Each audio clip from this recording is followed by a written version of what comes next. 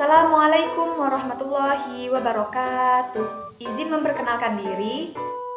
Nama saya Putri Aulia, NPM 2111010339 dari Fakultas Tarbiyah dan Keguruan UIN Raden Intan Lampung, jurusan Pendidikan Agama Islam.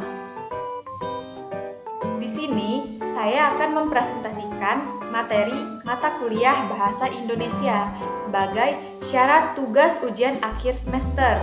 Dosen pengampunya Miss Era Oktaviona MPD. Materi yang akan saya bahas ada 3, yaitu yang pertama, kedudukan dan fungsi bahasa. Yang kedua, ragam bahasa. Yang ketiga, kalimat efektif. Baiklah, untuk materi yang pertama, kita akan membahas kedudukan dan fungsi bahasa. A. Faktor penyebab diangkatnya bahasa Melayu sebagai bahasa nasional. Ada 4 faktor penyebab yang disampaikan oleh Slamet Mulyana, Suharyanto, dan Mulino, yaitu yang pertama, faktor sejarah. Sejarah telah membantu penyebaran bahasa Melayu. Bahasa Melayu merupakan lingua franca atau bahasa perhubungan atau bahasa perdagangan di Indonesia. Malaka pada masa jayanya menjadi pusat perdagangan dan pengembangan agama Islam. Dengan bantuan para pedagang, bahasa Melayu disebarkan ke seluruh pantai Nusantara, terutama di kota-kota pelabuhan. Yang kedua, faktor kesederhanaan sistem. Bahasa Melayu mempunyai sistem yang sangat sederhana, ditinjau dari segi fonologi, morfologi, dan sintaksis. Yang ketiga, faktor psikologis. Suku bangsa Jawa dan Sunda secara sukarela menerima bahasa Indonesia sebagai bahasa Melayu. Yang keempat, faktor reseptif. Bahasa Melayu mempunyai kesanggupan untuk dipakai sebagai bahasa kebudayaan dalam arti luas, yang memungkinkannya berkembang menjadi bahasa yang sempurna. B. Kedudukan bahasa Indonesia. Bahasa Indonesia memiliki kedudukan yang sangat penting yang tercantum di dalam yang pertama, Ikrar Sumpah Pemuda 1928 dengan bunyi, "Kami, putra dan putri Indonesia, menjunjung bahasa persatuan bahasa Indonesia." Yang kedua, Undang-Undang Republik Indonesia Bab ke-15, Bendera, Bahasa, dan Lambang Negara serta Lagu Kebangsaan. Pasal ke-36 menyatakan bahwa bahasa negara ialah bahasa Indonesia. Maka, kedudukan bahasa Indonesia sebagai yang pertama, bahasa nasional. Dalam kedudukannya sebagai bahasa nasional, bahasa Indonesia berfungsi sebagai A. Lambang kebanggaan nasional. Sebagai lambang kebanggaan nasional, bahasa Indonesia memancarkan nilai-nilai sosial budaya luhur bahasa Indonesia. B. Lambang identitas nasional. Hal itu berarti melalui bahasa Indonesia akan dapat diketahui identitas seseorang. C. Alat pemersatu berbagai masyarakat yang berbeda-beda latar belakang, sosial budaya, dan bahasanya.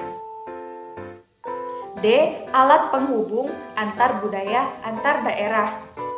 Dengan bahasa Indonesia, seseorang dapat saling berhubungan untuk segala aspek kehidupan. Yang kedua, bahasa negara atau bahasa resmi Negara Kesatuan Republik Indonesia. A.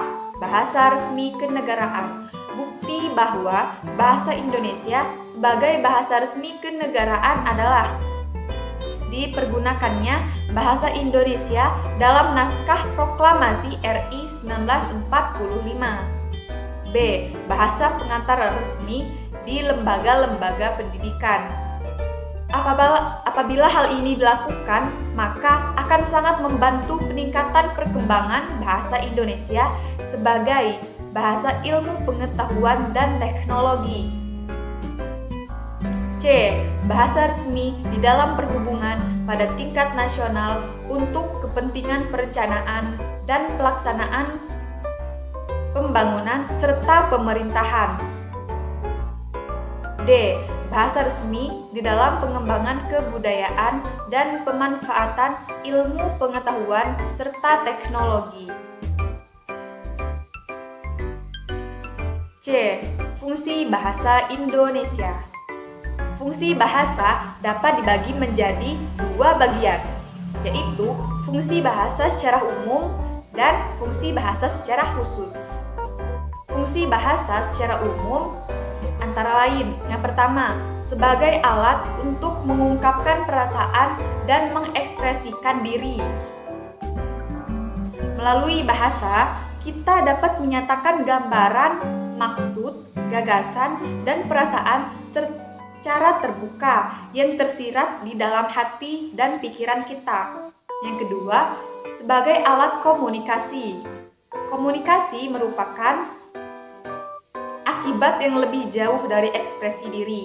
Manusia memakai dua cara berkomunikasi, yaitu secara verbal dan nonverbal. Ketiga, sebagai alat berintegrasi dan beradaptasi sosial. Pada saat beradaptasi di lingkungan sosial, seseorang akan memilih bahasa yang digunakan tergantung situasi dan kondisi yang dihadapi. Yang keempat, sebagai alat kontrol sosial. Kontrol sosial dapat diterapkan pada diri sendiri dan masyarakat. Contohnya, buku-buku pelajaran, ceramah agama, orasi ilmiah, mengikuti diskusi, serta iklan layanan masyarakat. Fungsi bahasa secara khusus. Yang pertama, mengadakan hubungan dalam pergaulan sehari-hari. Yang kedua, mewujudkan seni atau sastra. Bahasa Indonesia dapat dipakai untuk mengungkapkan perasaan melalui media seni seperti syair, puisi, prosa, dan lain-lain. Ketiga, mempelajari bahasa-bahasa kuno. Misalnya, untuk mengetahui asal dari suatu budaya, dapat ditelusuri melalui naskah kuno atau penemuan prasasti-prasasti. Yang keempat, mengeksploitasi iptek. Dengan jiwa dan sifat keingintahuan yang dimiliki oleh manusia, serta akal dan pikiran yang sudah diberikan Tuhan kepada manusia, maka manusia akan selalu mengembangkan berbagai hal untuk mencapai kehidupan yang lebih baik lagi. Materi yang kedua yaitu ragam bahasa. A. Pengertian ragam bahasa. Ragam bahasa adalah variasi bahasa menurut pemakaian yang berbeda-beda. Menurut topik yang dibicarakan, hubungan pembicara, kawan bicara, orang yang dibicarakan, serta menurut medium pembicara. Ragam bahasa biasa digunakan di kalangan terdidik, biasanya digunakan dalam karya ilmiah, di dalam suasana resmi, atau dalam surat-menyurat resmi yang dikenal dengan ragam bahasa baku atau resmi. Dalam situasi resmi, kita dituntut menggunakan bahasa baku seperti di sekolah, kantor, atau di dalam pertemuan resmi. Sebaiknya kita di suasana tidak resmi, kita tidak dituntut untuk menggunakan bahasa baku seperti di rumah, di pasar, dan lain sebagainya. B. Fungsi ragam bahasa. Yang pertama, untuk menyatukan ribuan bahasa yang sangat bervariasi di Indonesia. Yang kedua, sebagai alat pemersatu hubungan antar budaya, antar regional. Yang ketiga, untuk menyatakan beragam kelompok etnis yang berbeda. Yang keempat, simbol kebanggaan nasional. Yang kelima, simbol identitas nasional. C. Macam-macam ragam bahasa Indonesia. Yang pertama, berdasarkan media, ragam bahasa lisan adalah ragam bahasa yang dihasilkan oleh alat ucap fenom sebagai unsur dasar dan komunikasi terjadi secara langsung. Dalam ragam bahasa lisan, kita juga dituntut atau kita juga berurusan dengan tata bahasa, kosakata, dan lafal. Kita juga dapat menemukan ragam bahasa yang standar. Misalnya, pada saat orang berpidato atau memberi sambutan dalam situasi perkuliahan. Sementara, ragam bahasa non-standar, misalnya dalam percakapan antar teman. Ciri-ciri ragam bahasa lisan. Yang pertama, lisan. Yang kedua, tidak terikat ejaan bahasa Indonesia. Yang ketiga, terkadang tidak efektif. B. Ragam bahasa tulis. Ragam bahasa tulis adalah ragam bahasa yang dihasilkan tulisan dengan huruf sebagai unsur dasarnya. Jadi, komunikasi yang terjadi secara tidak langsung. Dalam ragam tulis, kita berurusan dengan penulisan ejaan, di samping aspek tata bahasa dan kosakata. Dengan kata lain, dalam ragam bahasa tulis, kita dituntut adanya kelengkapan unsur tata bahasa dan struktur kalimat seperti bentuk kata ataupun susunan kalimat. Ketepatan dan kecermatan dalam pemilihan kosakata, kebenaran penggunaan ejaan, dan penggunaan tanda baca dalam mengungkapkan ide.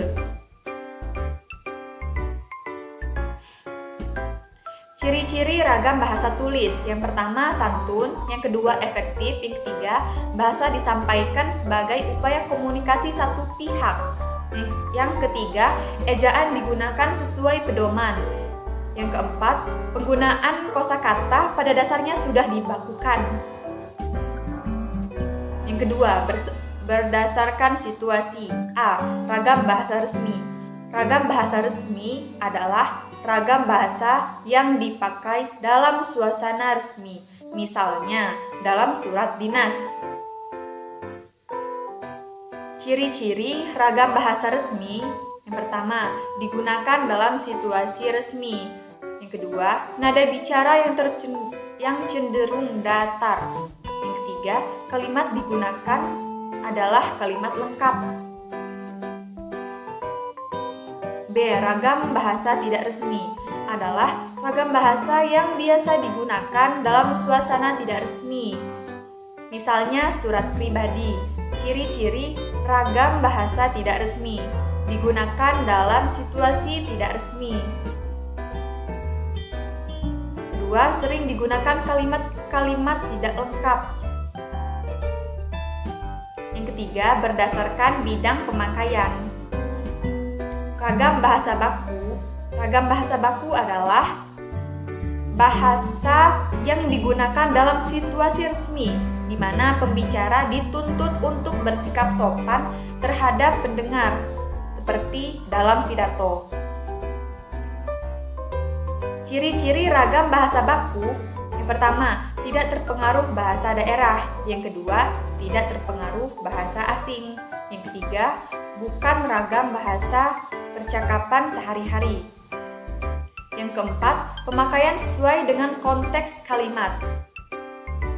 B. Ragam bahasa tidak baku. Ragam bahasa non-baku adalah ragam bahasa yang berkode, berbeda dengan kode bahasa baku, dan dipergunakan di lingkungan tidak resmi. Ragam bahasa non-baku sama dengan bahasa tutur, yaitu bahasa yang dipakai dalam pergaulan sehari-hari, terutama dalam percakapan.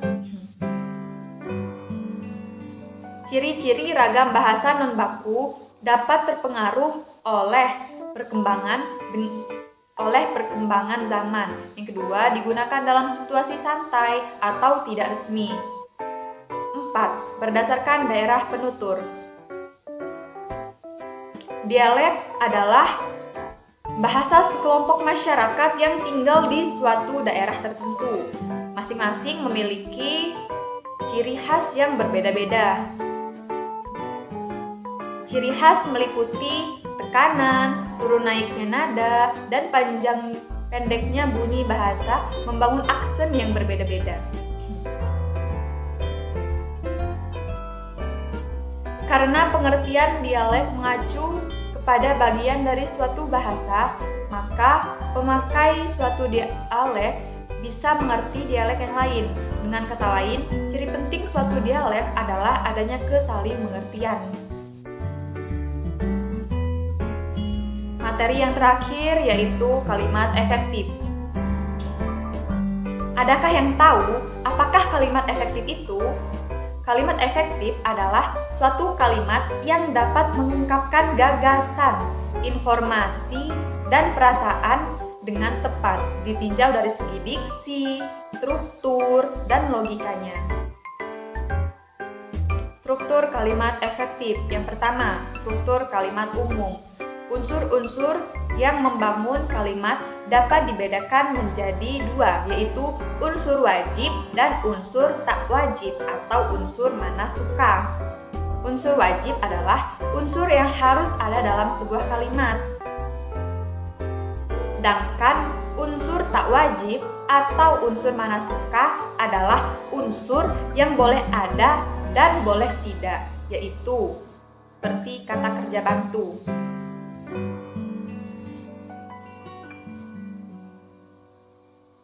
Yang kedua, struktur kalimat paralel yang disebut kesejajaran. Paralelisme dalam kalimat adalah penggunaan bentuk-bentuk bahasa sama yang digunakan dalam susunan serial. A. Kesejajaran bentuk. Yang pertama, imbuhan yang digunakan untuk membentuk kata berperan dalam menentukan kesejajaran. Yang B. Kesejajaran makna. Yang C. Kesejajaran dalam perincian pilihan. Yang ketiga, struktur kalimat periodik. Kalau pada kalimat umum, unsur-unsur yang dikemukakan cenderung unsur intinya, tetapi kalau pada kalimat periodik malah sebaliknya, yaitu unsur tambahan yang terlebih dahulu dikemukakan, kemudian muncul bagian intinya. Hal ini dilakukan untuk menarik perhatian para pembaca atau pembicara terhadap pendengarnya. Yang kedua, ciri kalimat efektif. Yang pertama, kesatuan. Betapapun bentuk sebuah kalimat, baik kalimat inti maupun kalimat luas, agar tetap berkedudukan sebagai kalimat efektif, haruslah hanya mengungkapkan sebuah ide pokok atau satu kesatuan pikiran. Yang kedua, kehematan atau ekonomi. Yang dimaksud kehematan adalah adanya hubungan jumlah kata yang digunakan dengan luasnya jangkauan makna yang diacu. Sebuah kalimat dikatakan hemat bukan karena jumlah katanya sedikit. Sebaliknya, dikatakan tidak hemat karena jumlah katanya terlalu banyak. Yang utama adalah seberapa banyakkah kata yang bermanfaat bagi pembaca atau pendengar. A.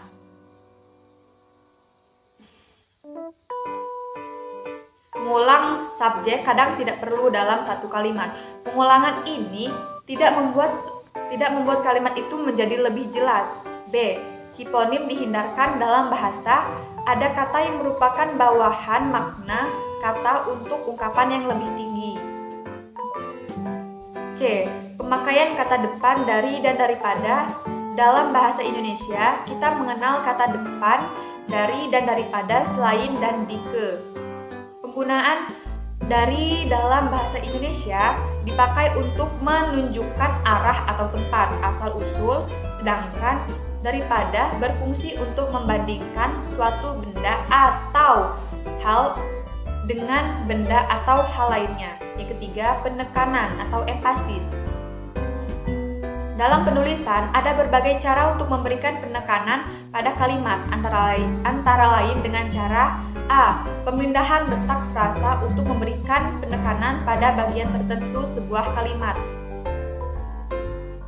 Penulis dapat memindahkan letak frasa atau bagian kalimat itu pada bagian depan kalimat. Cara ini menggunakan bagian kalimat. B. Mengulang kata-kata yang sama. Pengulangan kata dalam sebuah kalimat kadang-kadang diperlukan dengan maksud memberi penegasan pada bagian ujaran yang dianggap penting. Yang ketiga, kevariasian. Dalam penulisan diperlukan pola dan bentuk kalimat yang bervariasi. Kevariasian ini tidak kita temukan dalam kalimat per kalimat atau pada kalimat-kalimat yang dianggap sebagai struktur bahasa yang berdiri sendiri. Ciri kevariasian adalah didapatkan kalau kalimat yang satu dibandingkan dengan kalimat yang lain, kemungkinan variasi kalimat tersebut seperti berikut. A. Variasi dalam pembukaan kalimat. Ada beberapa kemungkinan untuk memulai kalimat demi efektivitas, yaitu dengan bervariasi pada pembukaan kalimat. Yang B.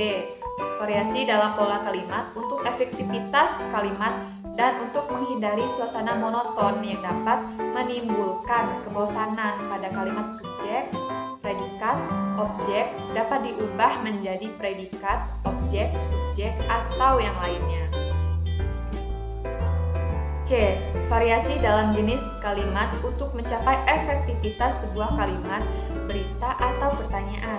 Dapat dikatakan kalimat tanya atau kalimat perintah. D. Variasi bentuk aktif pasif. Demikianlah yang bisa saya sampaikan. Apabila banyak kekurangan, saya mohon maaf, dan kepada Allah saya mohon ampun. Wabillahi taufiq wal hidayah. Wassalamualaikum warahmatullahi wabarakatuh.